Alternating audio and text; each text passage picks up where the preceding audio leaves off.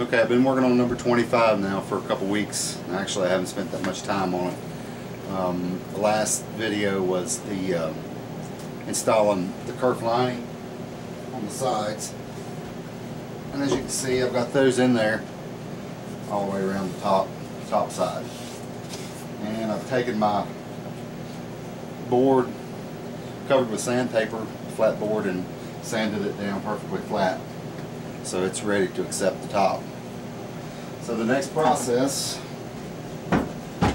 is to carve the top. I've got it glued up, and I've drawn on the back of it the outline of where the top should be, close to where it should be. I don't want to go any further than this inside line, if you can see that, with my carving, because from this inside line out is where the top will rest on that lining and be glued down.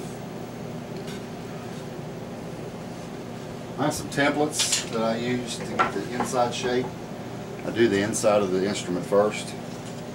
I started out using Roger Siminoff's templates just to copy and just kind of put them on wood. That's actually number 3, which is the center, the very center of the top. So that's the inside of the top, about where it should end up, the depth. So I've got to take approximately 3/8 of an inch deep. About instrument number 10, 11, 12, somewhere in there, I purchased a set of Stuart McDonald F5 plans. The inside contour on their plans was quite a bit different. If you can see, it's pretty, I don't know if you can tell, it's pretty round. That's my template. Very, very smooth contour, as opposed to the Siminoff, which is, it's almost stepped. The inside of the Siminoff is almost flat in the center and then slopes off on each side, as compared to the Stuart McDonald.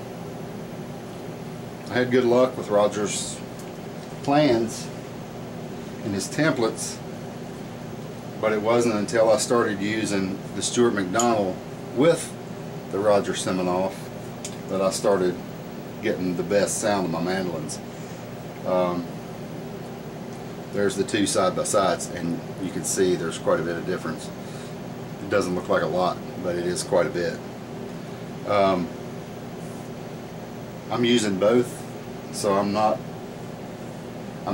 actually carving one or the other's top now. I'm doing a combination,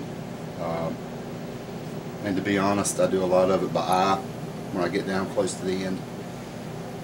So I end up with an instrument that is basically of my design, I suppose.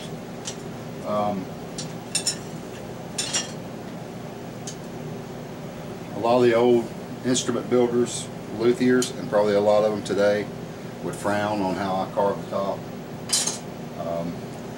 I've heard quite a bit of different thoughts on carving. A lot of the old-time carvers, instrument makers, would only use the finger planes and plane the inside and the outside of the top and back to get it down to the contour they wanted. A lot of people now build with the CNC machines, which are just a duplicator. I don't use that. I don't have access to one of those. I think it would probably be a good way to get them down close to what you wanted. I don't know that you could get the final tone of what you wanted using that method. So I still think you'd have to do some hand work to it. What I use is just a common everyday angle grinder with a flat disc sander. You can see I've used this one quite a bit. It's getting pretty smooth. But the spruce is pretty soft, and it goes down pretty quick. It doesn't take too long to carve a top. A friend of mine, when he carves the top on a mandolin, he starts with the outside. Gets the outside down like what he wants, and then takes the inside to it.